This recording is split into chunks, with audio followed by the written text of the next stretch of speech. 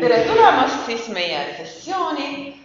Eriti valitud seltskond saab kuulda eriti põnevaid uuringuid tulemusi. So, session for selected people. And let's start with Emanuele Bardone, uncertainty in secondary upper education. And Thank you. The title is kuidas saab õpetaja olla oma õpilastele toeks määramatusega toimetulekus? But we're going to talk about actually what we did with high school students, so and how to support them face uncertainty. By the way, one thing that is very interesting when it comes to dealing with this issue is that the Estonian language is actually a little bit more precise than the English language.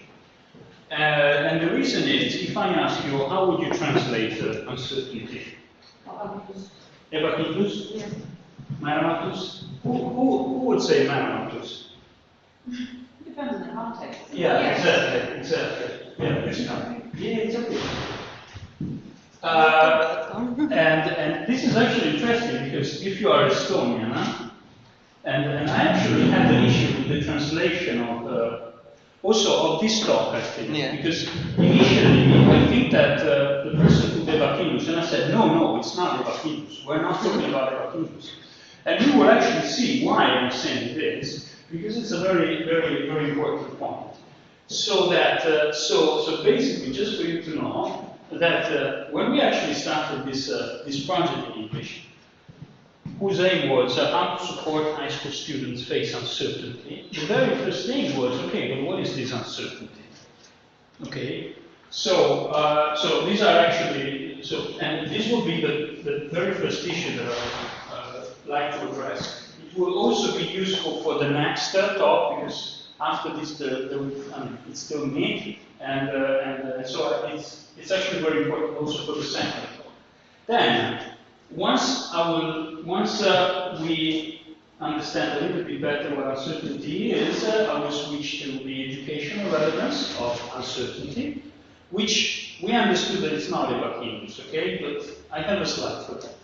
And then I will basically tell you what we did, the intervention that we designed to support high school students, and then I have a few key points to discuss.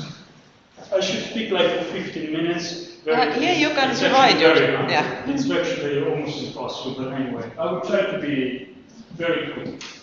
So, how to conceptualize uncertainty? I'll be talking about two things. What is uncertainty, which I've just started dealing with, and whose uncertainty? So, Kevin. Okay. Which is actually very, very, very important. So, what is uncertainty? Before I show you the sort of definition that we used, I think that uncertainty is määramatus. So in Estonian, if I say uncertainty, an Estonian might have two words to translate this term. One is määramatus and the other one is ebakindlus. But anyway, so our starting point was uncertainty. If we have to translate it in Estonian, is määramatus. We will actually see that ebakindlus is also involved, but the main point is määramatus. With this in mind, you can just read the definition. I can actually read it for you. So uncertainty refers to being in a situation that presents itself with a variety of options. It's not determined yet. It's open to different possibilities, further developments, and for which one has to take the responsibility.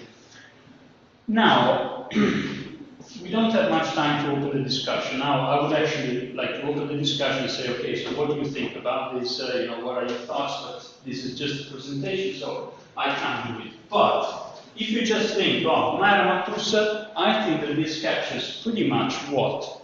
First of all, not a state of mind, not a feeling. So uncertainty is not a feeling. It's not fear, anxiety, confusion, okay? But it's something that is about the world. So it's something that we actually see in the world. And that's why, in our definition, we actually said that uncertainty is not an experience, it's not a state of mind, but it refers to being in a situation. In a situation that has certain characteristics, which are listed there. So there is a variety of options, so we are confronting different possibilities, different ways to address the situation at hand. Also open, to some extent I would say, maybe you might not agree with me, but I feel that uncertainty is openness in the end, because the situation one is in is open. Is open to what? To further developments, which means that when we are in an uncertain situation, when we're facing an uncertain situation, things are not decided yet for us. We somehow have to make up our mind for ourselves. And that's why we brought in the word responsibility. Okay?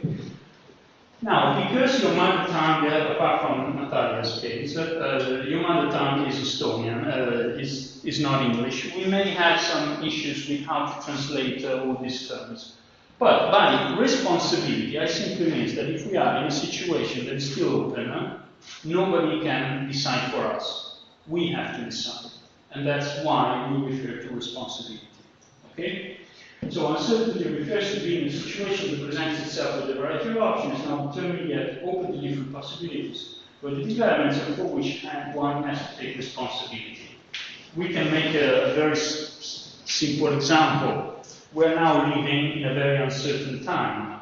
And not because we are afraid of something, in spite of the fact that we can be afraid of what could be, but because we don't know actually what lays ahead.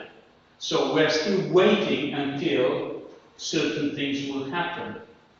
On the other hand, we have to take responsibility for the present. So for example, should we wear the mask or not? To some extent, one may say, well, it's better to wear it, but it's a precautionary principle, because we're not so sure if we are then fully protected. The same thing with the vaccine and everything.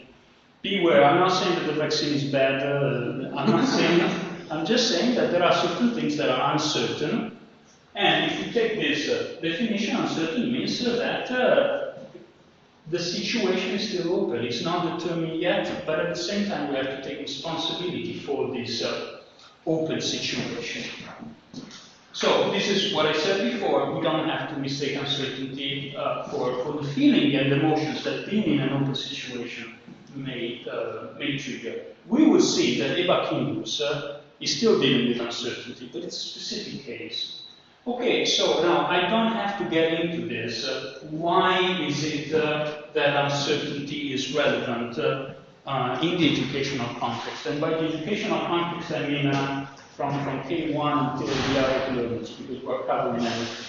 Okay, but you can also think for yourself, because we don't have time, why is it that uncertainty is so important in education?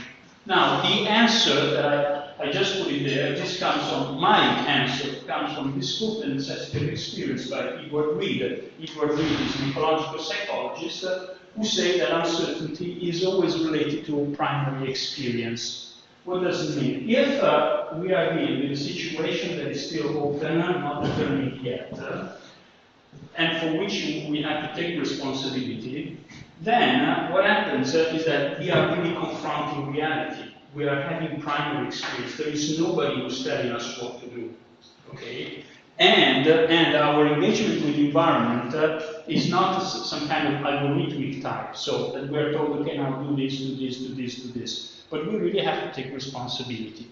And in this experience, which really calls primary experience, learning happens. Okay?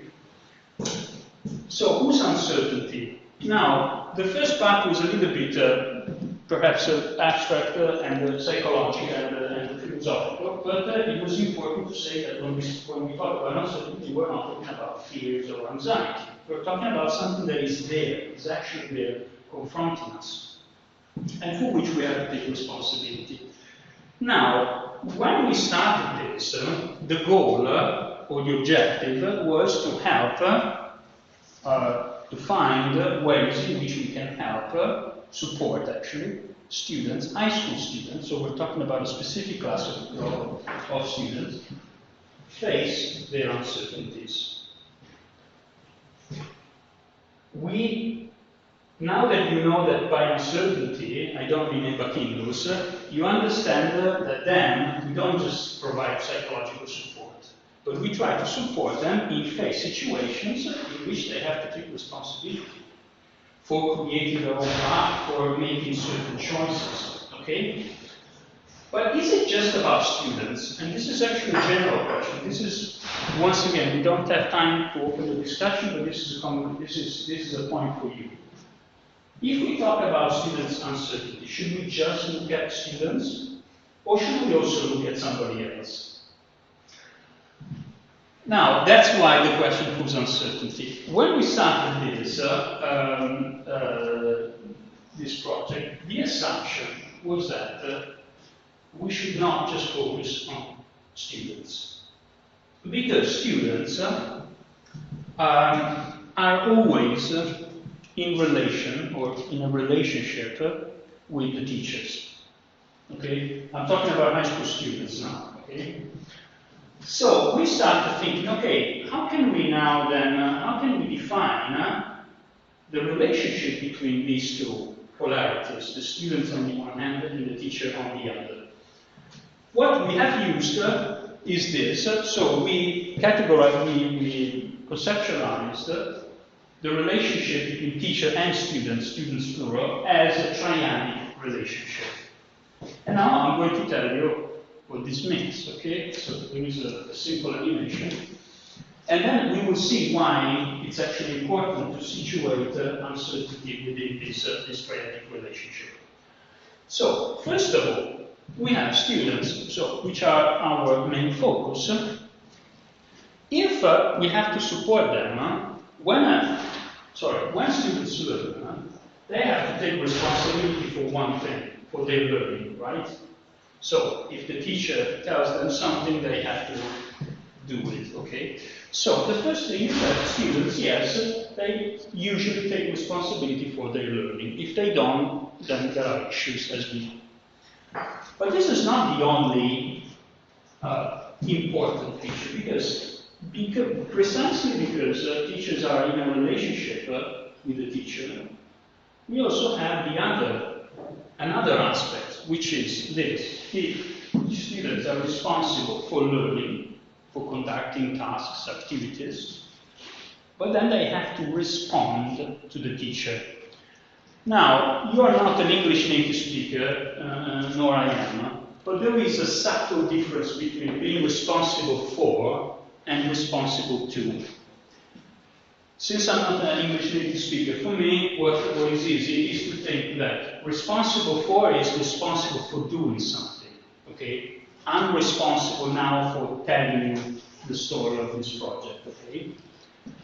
But when it comes to being responsible to, it means that I have to respond to somebody, okay? In English, the word that replaces responsibility is accountability. So when you have to respond to somebody. So for example, I'm responsible for delivering this talk, but I'm also responsible to the funding agency because the funding agency is paying for me to stay here, okay? So you see these two.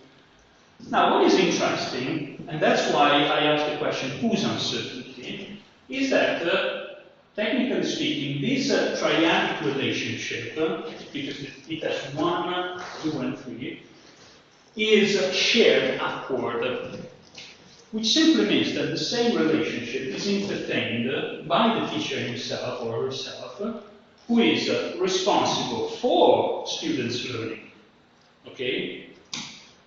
But the teacher is also responsible to what? We can say to society, to the school management, to parents, okay? So you can actually see that it's exactly the same structure. Responsible for the activity, learning or support the students, but also responsible to. Now, this part of the animation qualifies the social dimension of uncertainty. And why? Because this is where we have expectations. And we will actually see in another slide that this is actually where ebakindlusest usually emerges. Ebakindlusest doesn't emerge here, but it emerges here. But I will explain to you why. So this is basically the idea of having a triadic relationship.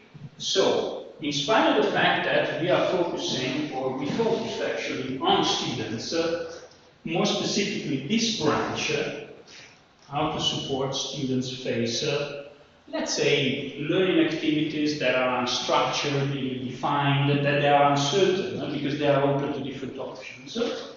This is what we focus, but we also have to consider this part, because that's the part in which may conflict with uncertainty itself. So keep this in mind. Now, I will briefly tell you what we did, actually. I didn't say that this was done with Haridustehnoloogia, who is now a PhD student in this institute, but she's also an experienced high school teacher in Tallinn. So with her, we designed an intervention for high school students to support, and the main aim of this intervention was to support students face uncertainty. Okay? So what were the main ingredients? I will describe the intervention, but before that I want to show you what are the main ingredients of it. So first of all, an intervention means the students, we ask students to do something, and we will see what specifically. If we want students to face uncertainty, the learning task should be how uncertain, or more specifically, open.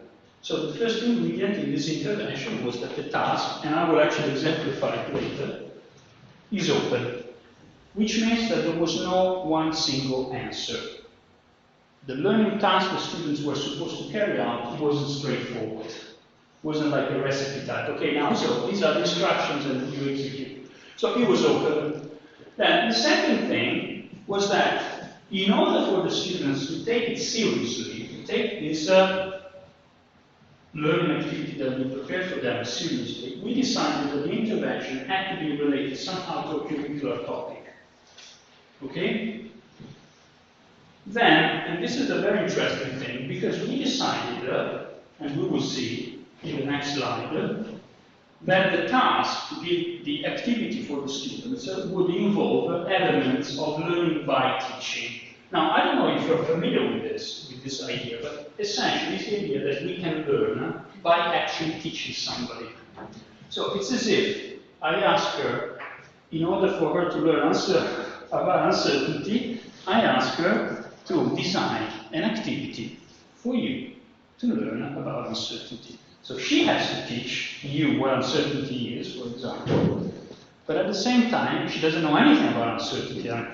You probably know something, but anyway. So by designing learning activities, she may actually come to learn something. And this is actually learning by teaching, which is actually something that has been studied. Then we decided to have it online, because there was COVID. So the thing it was on. And then we also decided that the teacher would just support the learners in a certain way. So that the teacher would just introduce, as I will show you in the next slide, students would just, the teacher would introduce the overall activity, and then she would just collect questions from the students and try to help them without telling them what to do specifically. And now I'm going finally to show you probably. Let me just introduce all the points so that you have the overall. So yeah, evaluation. So and this is basically the last slide before the last one actually. Sorry. So the intervention was a teaching unit, we can call it this way, lasting for about 10 days, which started with a webinar. So this is for preparation, a webinar in which the teacher informed the students about the task to carry out during these 10 days. What was the task? The task is actually described here. In groups, students had to design a study aid. So that's why I said elements of learning by teaching. So, for example, in one case we had an English teacher And the English teacher asked her students, her because it was a woman, to design a study aid that would help their fellow students to study the different past in English, so present perfect, simple past, which is actually a curricular activity. So it wasn't just like, okay, let's play the game. Okay, so they were asked to design a study aid in groups. Then this study aid, after a week, this study aid, when the students were done, the study aids were distributed to the students themselves, who actually used them as study aids, as something in the learning process. And then there was the last phase, which is called evaluation, in which we asked the students to reflect on the process. Now, what we actually did, as you can see here, the task was just to design a study aid for your fellow students on a specific topic that was given by the teacher, and that's it. This was just what they were told. There were no further instructions. What we actually did were two things. First of all, the teacher was available on certain occasions online in case students had questions. But what we also did was to have online, let's say, questionnaires and online surveys with a number of open questions in which we specifically asked the students to articulate their uncertainties.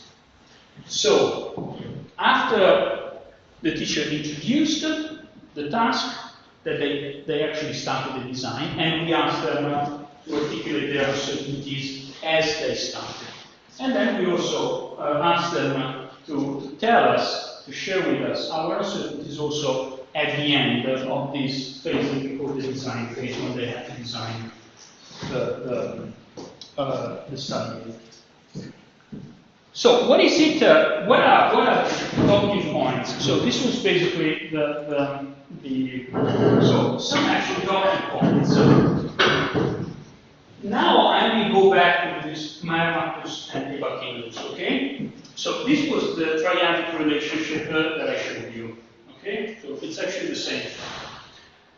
What we saw, and this was actually very important, was that there were two types of uncertainties, because we asked the students, tell us what you're not sure of. This was actually so we didn't use the word uncertainty. And what we actually noticed was that it was clear that there were two types of uncertainties, which we then called productive uncertainty and non-productive uncertainty, which were of a different nature, and in a way, they map onto the distinction between määramatus and ebakindlusest. Because what we saw was that when there were certain uncertainties in which students were not sure about what to do, because they had different options. If you have to design a study aid for learning past simple, for example, and that is it, you have many options. And so students articulated uncertainties related to this variety of options, which we would say is määramatus. Okay? But especially at the beginning, and then I will also tell you how they reacted to the intervention, especially at the beginning, they had some uncertainties related to one specific issue, but what does the teacher want? Which is exactly related to teachers' expectations. Okay, so as I said before, it's very strong. What I said before, we are responsible for, but then we feel that we have to respond to. Now, the interesting thing about this non-productive uncertainty is that the teacher didn't say anything. So she tried to keep the expectations as low as possible, and she really wanted to focus on these, because it's in the productive uncertainties that this primary experience happens. I cannot tell you more about this, but anyway. So this was actually one big issue that we saw. It was clear that there were two types of uncertainties. Interestingly enough, the non-productive uncertainties were mostly in the first part, so right at the beginning. and then they disappeared. Okay? Now, we also asked the students to evaluate this interaction, and basically, virtually all students appreciated the fact that the task was open, in spite of the fact that they encountered these non-productive uncertainties. And they also appreciated one interesting thing, that for once they they were in the teacher's role, because they had to design the study aid for their own problems. And another very interesting thing, which is a kind of productive uncertainty, they were very much concerned, or they cared, that their study aid was actually helpful for their fellow students. Now, the last thing, okay, I think that I still have 20 minutes after that. Yeah, because it's like you Yes. started later, so Yeah, we can I started see a bit. later. So the last thing is, how about the teacher? Now, this is actually very important, because when we conducted these interventions, we actually conducted with 5 classes, but there were 3 teachers. The instruction to the teacher was, you just support them, you don't give the answer. So if they ask you, but can I use this or that? The teachers were not allowed to say yes or no. They could engage the students in clarifying their ideas, brainstorming, but not giving the answer. And what is interesting is that the teacher also had their own uncertainties, but what is interesting is that, at least in our sample, teachers' uncertainties on this side did not interfere with the students' productive uncertainties. Because you can actually imagine the case in which the teacher, worried that he or she is not well responding to the school, the management of the school, or society, may decide to micromanage the students, and in doing so, reducing the space of productive uncertainty. Okay, this was the last thing. Yes. We actually, so this was basically the story that is actually contained in this article, which is under review. Under review, if you want to have a look, you can just drop me an email, and I will send it to you. And then the other thing that I wanted to sort of advertise is, for this project, we have also created a portal, a website, in which there is some kind of open, it's called the Open Online Course. It doesn't give credits, but it's a reference in which we discuss these ideas. Specifically, what I told you now is contained in Unit 2, Uncertainty and Teaching and Learning. So I can show you very briefly.